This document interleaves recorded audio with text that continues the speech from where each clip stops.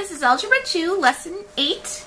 We're going to talk about polynomials, graphing linear equations, and the slope-intercept method. We're starting on page 50. Polynomials are algebraic expressions with coefficients that are real numbers and exponents that are whole numbers. Polynomials can be broken up into monomials, which are polynomials with just one term. So -4 is a monomial. 2x squared, 3x to the 14th. This would be 4 1,000ths times x to the 5th. The square root of 2 times x. Those are all monomials. Binomials have two terms, x plus 2 or x to the 4th plus 2x. Trinomials have three terms, 3x squared plus 2x squared plus 3x plus 2. The degree of a polynomial is the same as the degree of the term with the highest degree. So here we have x, it's a monomial, and it's the same as x to the 1. There's only one degree there, so it's a first degree polynomial. And this is a polynomial expression, right? Because there's no equation here. It's not x equals something. X plus 1, this is still to the first degree, so this is still a first degree polynomial. 2x plus 3y equals 6. So now we have a polynomial equation. The degree of a polynomial equation is still the same as the degree of the term with the highest degree. So we have 2x plus 3y equals 6. This is still to the first, and this is to the first, so this is still a first degree. Now we have 2x squared plus 3x plus 5. So here we have a square. So we're up to a second degree polynomial.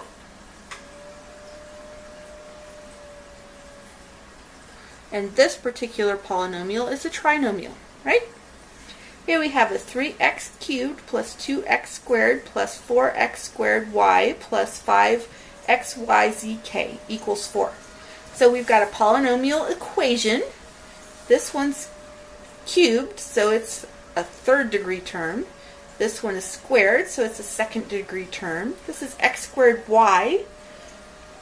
So you add the degrees up and we've got a third. And this one is 1, 2, 3, 4. This is a fourth degree because each of these are actually to the first. So this would be a fourth degree.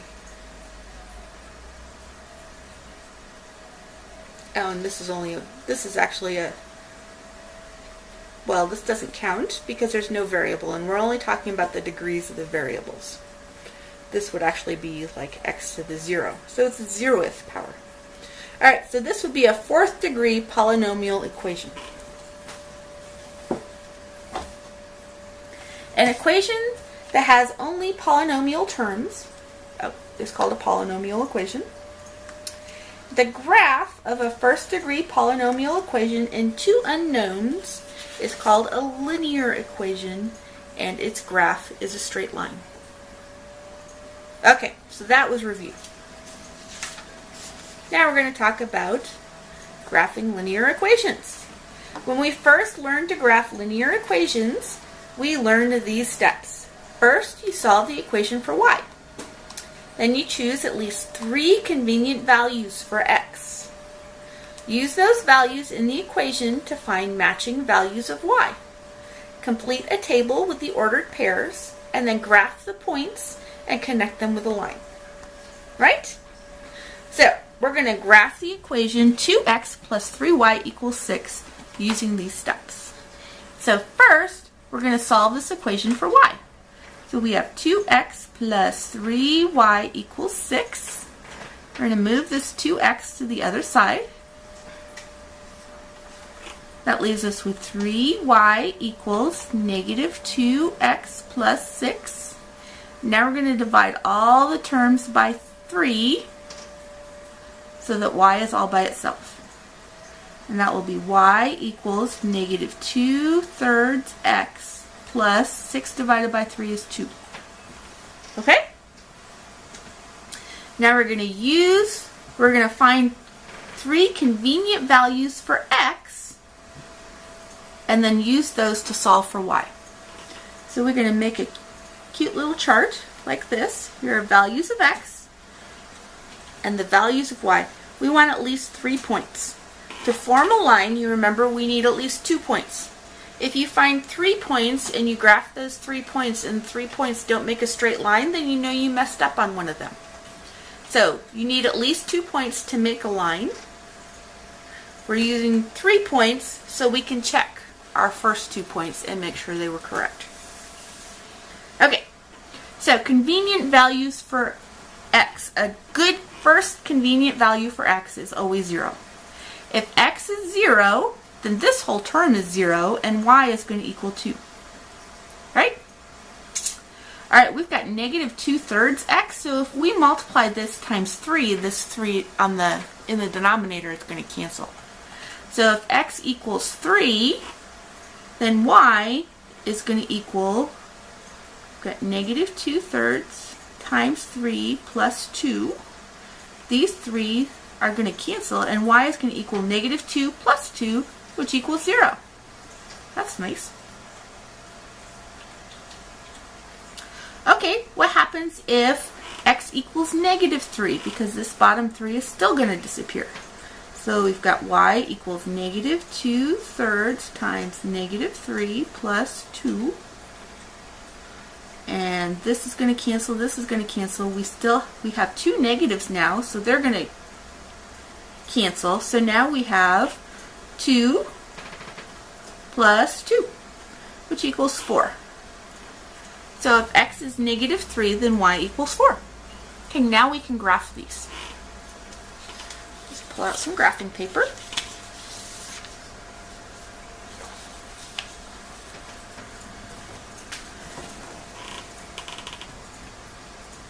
I really like these double graphs. I print these for free from a website called donnayoung.org. They're free. They're very useful. You can also get some with 4 graphs on a page, or a big one. So if you don't happen to have any graph paper, donnayoung.org, print some graph paper. Okay, so we have y equals negative 2/3 plus 2. Remember, it's always good to label your line. If you're only going to put one line on your graph, then you can just label it off to the side. If we're going to put more than one line on a graph, then I need you to label each line so I don't have to guess which one you're talking about. Okay? Okay, so we're going to start with x equals 0 and y equals 2. So if x equals 0 and y equals 2, our point is right here. Okay? If x equals 3, then y equals 0. So if x equals 3 and y equals 0, our point is right there. If x equals negative 3, 1, 2, 3, then y equals positive 4. 1, 2, 3, 4. So there are 3 points, and to find a straight edge, we're going to follow these lines.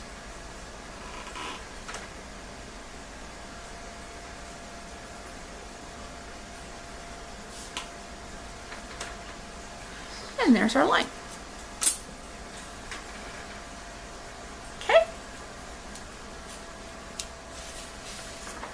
Okay, last year we graphed problems like this for a while, and then we learned the slope-intercept method, which sped things up considerably. Remember that when we solve a linear equation for y, we end up with this form. Y equals mx plus b, right? So m is the constant in front of the x, and the b is the constant that is added to the x. The m is the slope.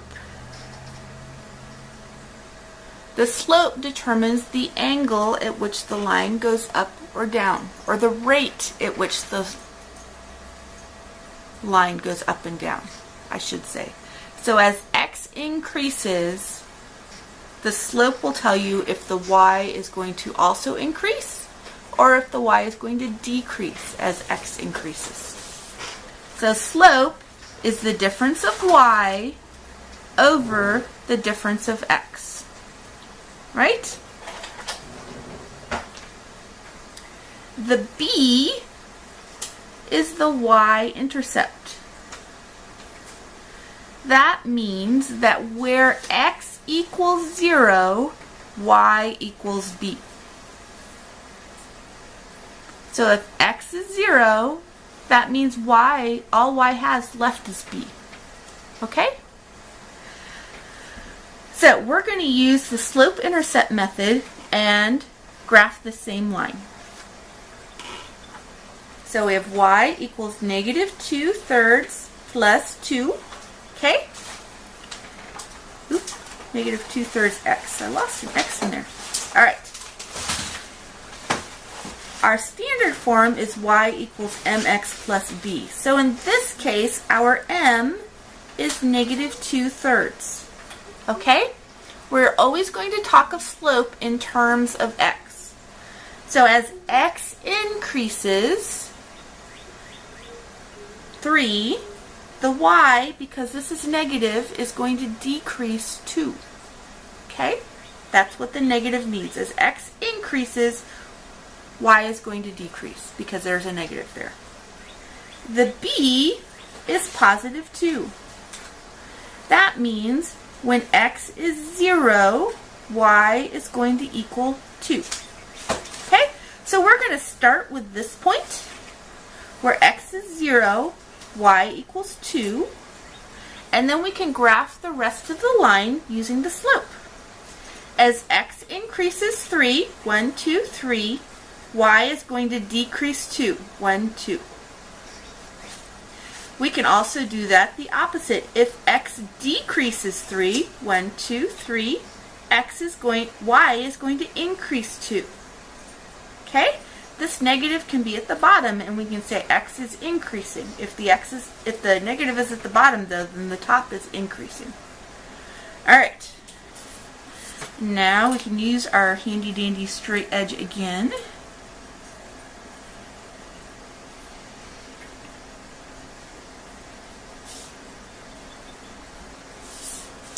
And we come up with the same exact line, but you didn't have to actually plot out in our little graphy thing the 3 points.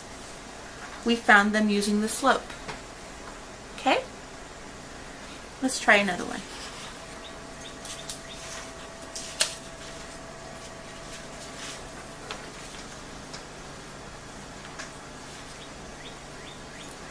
Okay, our next problem is use the slope-intercept method to graph the line y equals negative 3 x minus 3.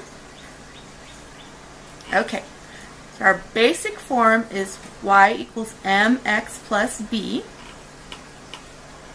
In this case, the m is going to equal negative 3 over 1, right? Negative 3 is 3 over 1. So the 1 is the increase in x, and the difference in x, and the 3 is the difference in y, because slope equals the difference in y over the difference in x. So as x increases 1, y is going to decrease 3. If x decreases 1, then y is going to increase 3.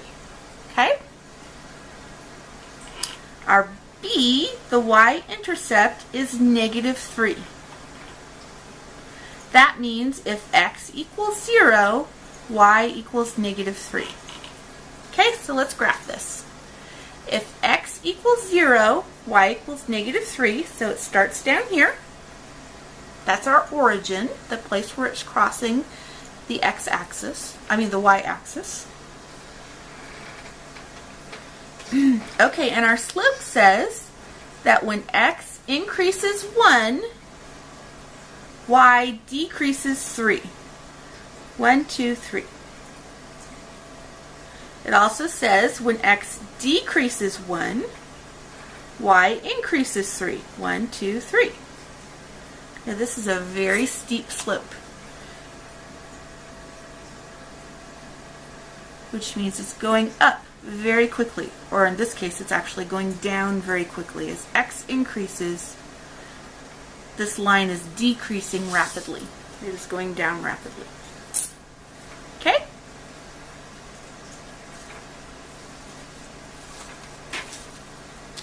That is it for this lesson. Try the practice problems and your homework, and let me know if you have any questions.